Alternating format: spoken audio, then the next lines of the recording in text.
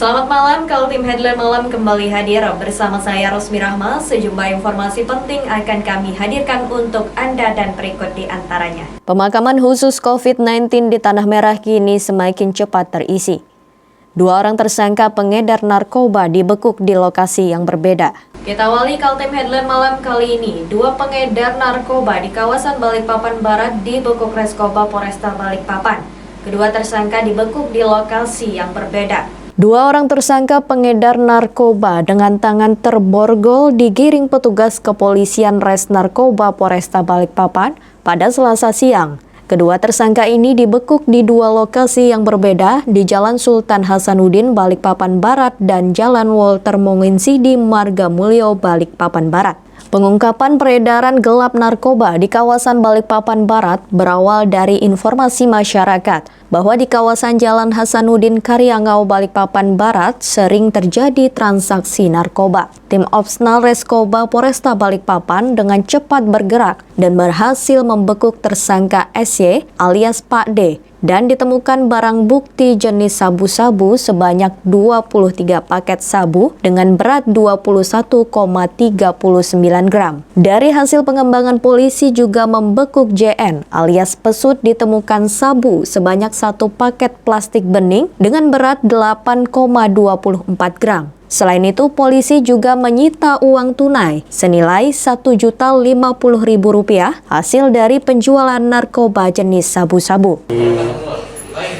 Personil opsional Satres Narkoba Polresta Balikpapan dapat mengamankan seseorang bernama inisial SY, usia 40 tahun, yang beralamatkan di Jalan Sultan Hasanuddin, Kelurahan Karyangau, Kecamatan Balikpapan Barat. Yang mana barang bukti yang bisa diamankan berupa 23 paket sabu dalam kemasan plastik bening dengan berat bruto 21,39 gram. Serta ada juga dompet kecil warna merah, 1 buah sendokan terbuat dari sendokan plastik warna merah, 1 HP Nokia, kemudian plastik, dan juga uang Rp150.000 seperti yang kita gelar pada saat ini. Nah, setelah ditangkap dan diintegrasi oleh petugas, mengaku bahwa barang bukti ini dibeli dari saudara JN. Saudara JN ini berusia 37 tahun.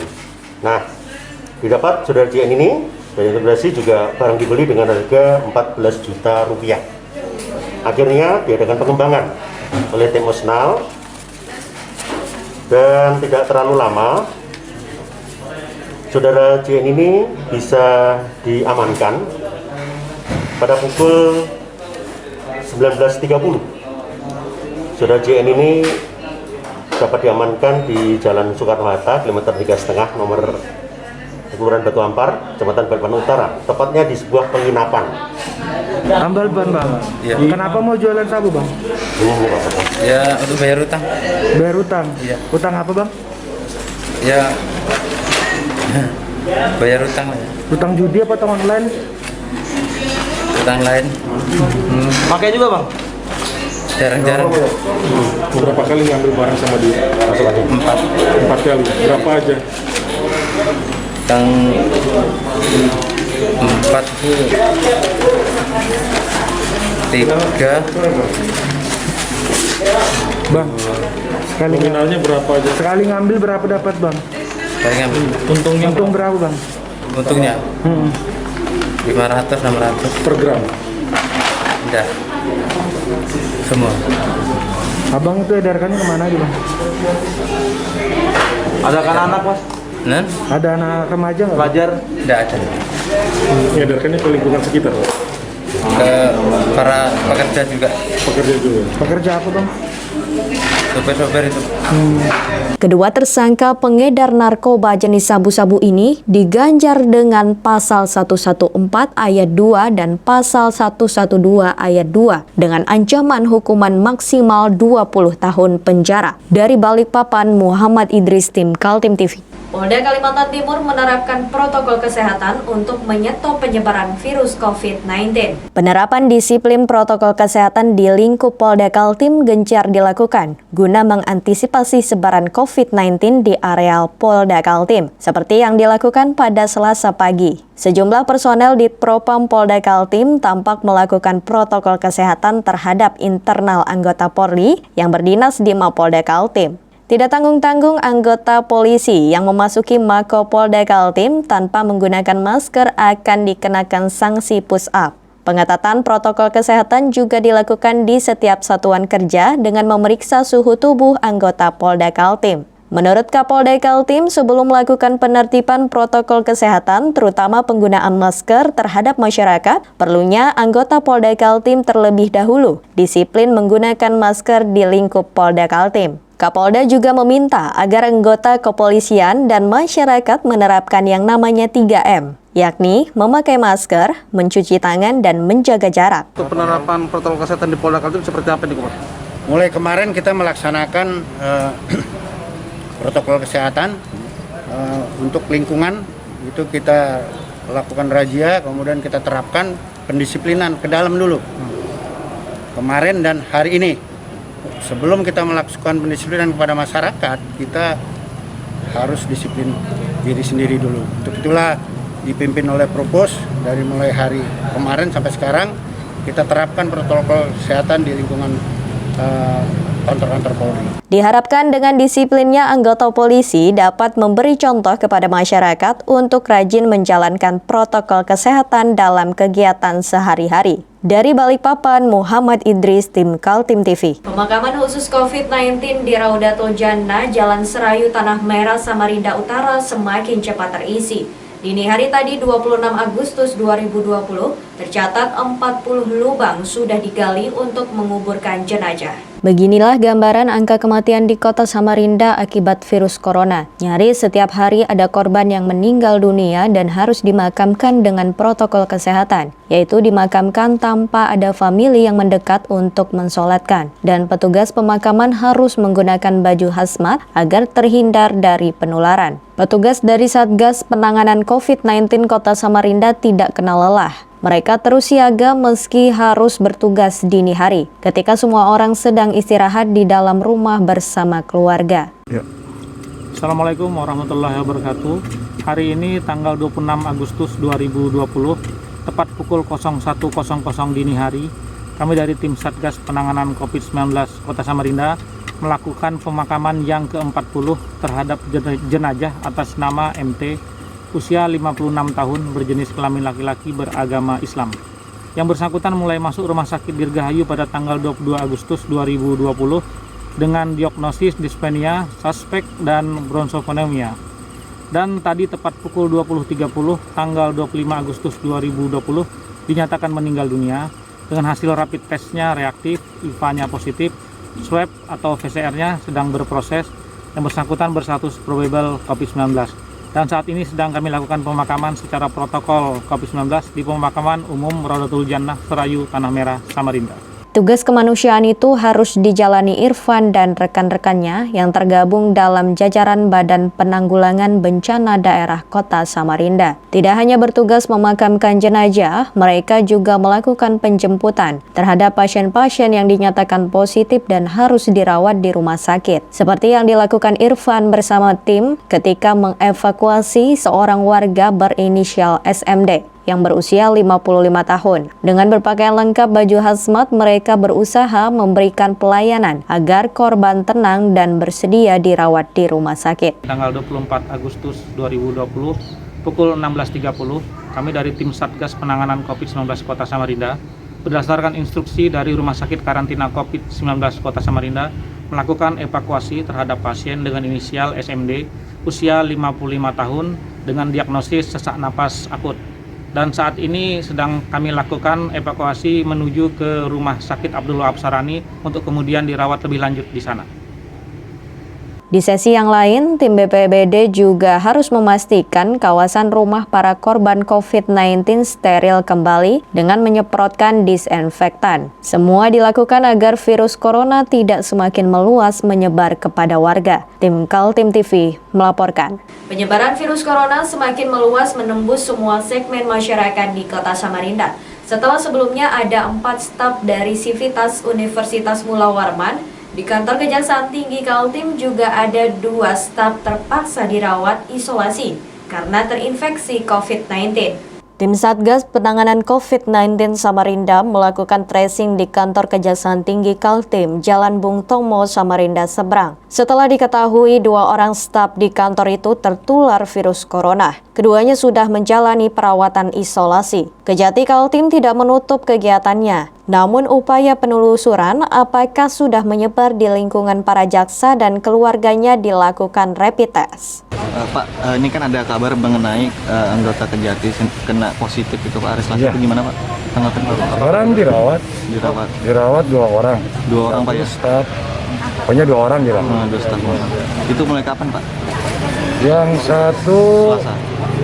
hari Selasa ya. Yang satu lagi kemarin hari Sabtu. Dari Kejati antisipasinya gimana Pak? Antisipasi sekarang mau dirapid, mau dirapid dan di PCR. Kapan itu Pak mulai tes sama pelakunya Pak? Rencana hari ini tapi belum datang. Oh gitu. Nah, mungkin selesai acara ini baru kita.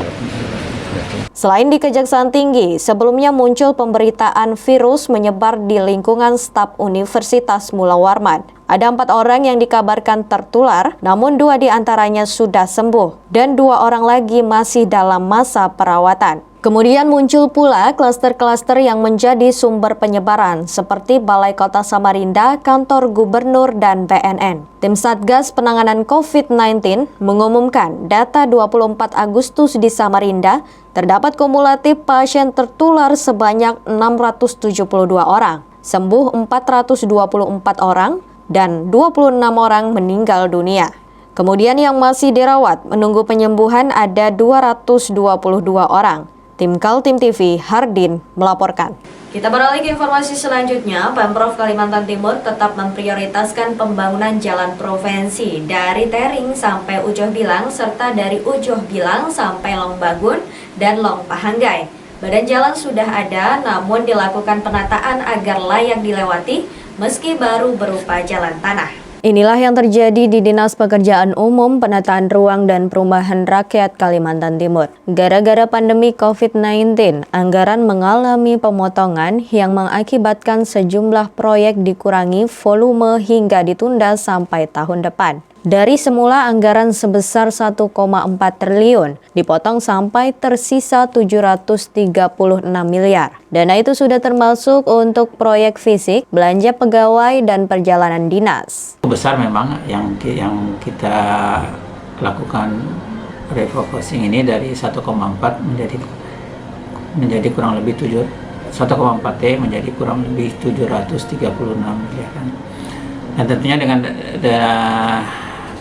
adanya refocusing ini kita juga memprioritaskan kegiatan-kegiatan yang terutama pelayanan dasar pada masyarakat. Kita berupaya menjaga agar pelayanan kepada masyarakat ini bisa meningkat dan bisa lebih baik lagi. Salah satunya kita tetap memprioritaskan pembangunan di kawasan pedalaman. Kawasan pedalaman yang diprioritaskan adalah infrastruktur jalan dari Kecamatan Tering, Kutai Barat sampai Ujoh Bilang, Kabupaten Mahakam Ulu. Badan jalan sekitar 133 km itu sudah ada, namun masih perlu penyempurnaan. Dari semula dianggarkan 62 miliar, Dinas PUPR hanya memotong 2 miliar. Menjadi 60 miliar. Begitu juga proyek badan jalan dari Ujoh Bilang menuju Long Bagun dan Long Pahanggai yang masih terus dikerjakan. Dari semula dianggarkan 14 miliar, terpotong 2 miliar menjadi 12 miliar. Tetap dilakukan pemotongan, cuma tidak banyak di sana. Harapannya agar di sana pembangunan itu bisa berjalan dengan cepat, akselerasinya bisa cepat, dan tentunya masyarakat yang di pedalaman itu bisa menikmati dengan dengan cepat, khususnya jalan misalnya. Terutama dari Tering ke Ujung Bilang dan Ujung Bilang ke Longpangai. Itu kita prioritaskan untuk dilaksanakan dengan dana yang cukup besar, sehingga bisa mempercepat aksesibilitas masyarakat di sana dan juga membuka keterisolasian. Pekerjaan penyempurnaan badan jalan di pedalaman yang sulit geografisnya, Pemprov Kaltim menempuh cara bekerja sama dengan TNI untuk mengerjakannya. Tim Kaltim TV, Hardin, melaporkan. Menjelang pendaftaran calon peserta pilkada secara serentak di seluruh Indonesia pada 4-6 September 2020, Komisi Pemilihan Umum Kota Samarinda mulai sibuk mempersiapkan diri. Koordinasi dilakukan terhadap partai politik pengusung, terutama terkait berbagai persyaratan pencalonan. Masa pandemi COVID-19 di Kota Samarinda dipastikan tidak menghalangi lagi proses tahapan pendaftaran calon wali kota yang dibuka 4-6 September 2020. Berbagai persiapan dilakukan, diantaranya melakukan koordinasi dengan partai-partai politik mengenai persyaratan pencalonan dan hal-hal teknis yang diperlukan agar calon lolos persyaratan. Harus melengkapi semua. Apakah SK kepengurusannya benar, apakah ketuanya memang benar si A dan sekretaris si B. Jangan sampai di aturan yang bertanda tangan adalah ketua dan sekretaris, justru nanti yang tantangan wakil ketua dan wakil sekretaris misalnya. Ini kan jadi polemik lagi, bahwa di aturan itu sudah sangat jelas bahwa yang bisa menandatangani SK itu adalah ketua dan sekretaris. Jika partai politik misalnya ada dualisme dan tidak selesai di tingkat kota, bisa langsung dihandle oleh partai politik tingkat pusat. Nah, tapi yang harus mendaftarkan, yang harus datang adalah ketua dan sekretaris partai politik, dan bakal pasangan calon tidak bisa diwakilkan. 3 pasangan calon hampir pasti bisa berlaga di Pilwali Samarinda. Mereka adalah Jairin Jain berpasangan dengan Sarwono yang sudah lolos persyaratan calon perseorangan, pasangan Berkati dengan Darlis Patalongi, dan pasangan Andi Harun dengan Rusmadi Wongso. Menurut Ketua KPU Firman Hidayat, masing-masing partai politik berbeda otoritasnya dalam menentukan pasangan calon. Ada yang cukup dengan SK dari pengurus cabang atau provinsi, tapi ada partai yang penentuan calonnya dari pengurus pusat. KPU melihat ada perlakuan berbeda soal penetapan kepengurusan oleh masing-masing partai politik. Ternyata tidak melulu penerbitannya itu oleh DPP. Ternyata ada yang dari cukup DPD atau tingkat provinsi. Nah, itu diatur manakala, kan bahasanya begitu kan? Manakala kepengurusan di daerah tidak diterbitkan pengesahan kepengurusan oleh DPP atau tingkat pusat, maka KPU provinsi bisa berkoordinasi dengan KPU provinsi untuk meminta kepengurusan yang sah di tingkat kabupaten kota.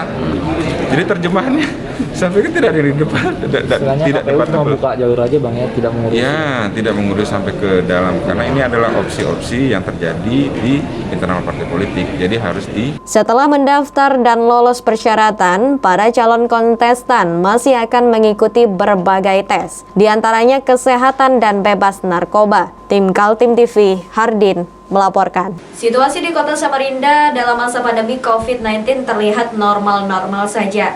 Berbagai kegiatan anak muda, terutama pada malam minggu di kafe-kafe, terlihat seperti tidak ada ancaman. Salah satunya di kawasan Citra Niaga, Samarinda. Beginilah situasi di Kota Samarinda pada malam minggu lalu. Status tanggap darurat yang masih berlaku di seluruh Kalimantan Timur tidak berpengaruh besar terhadap kegiatan anak-anak muda. Mereka tetap mendatangi kafe-kafe dan berkerumun. Di antaranya malah ada yang tidak memakai masker. Operasional tim gabungan yang terdiri dari kepolisian bersama Satgas Penanganan COVID-19 Kota Samarinda menemukan 4 anak muda yang kondisinya reaktif ketika dilakukan rapid test massal di 2 tempat. Di kawasan Citra Niaga Samarinda ditemukan 3 orang reaktif dan di kawasan tepian Mahakam ada 1 orang menunjukkan kondisi reaktif. Temuan atas sampel ini sudah cukup memberikan gambaran kalau virus corona telah menyebar di semua lapisan masyarakat. Update jumlah warga terpapar per tanggal 24 Agustus di Kota Samarinda ada total 672 orang. yang sembuh 424 orang dan meninggal dunia 26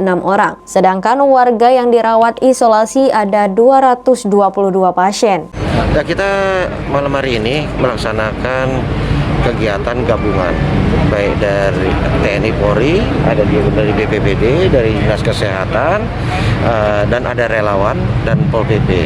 Nah, kita tujuannya adalah pendisiplinan terhadap masyarakat terkait dengan protokol kesehatan. Di sini untuk mencegah penyebaran COVID-19 khususnya di Samarinda.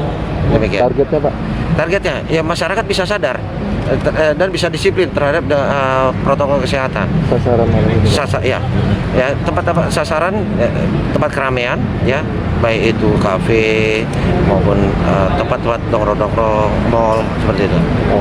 Di Kota Samarinda sudah ada perwali Peraturan Wali Kota Nomor 38 Tahun 2020 tentang pengenaan sanksi terhadap pelanggaran pelaksanaan penanggulangan bencana COVID-19. Dalam perwali itu, warga yang kedapatan tidak memakai masker akan kena denda 250.000 atau kerja sosial. Namun sebelum diterapkan sungguh-sungguh, perwali disosialisasikan terlebih dahulu. Tim Kaltim TV, Hardin melaporkan. Demikian headline malam kali ini. Informasi lainnya dapat Anda simak melalui situs website kami www.kaltim.tv, channel YouTube dan fanpage Facebook Kaltim TV. Saya Rosmi Rahma bersama kerabat kerja yang bertugas pamit undur diri. Selamat malam dan sampai jumpa.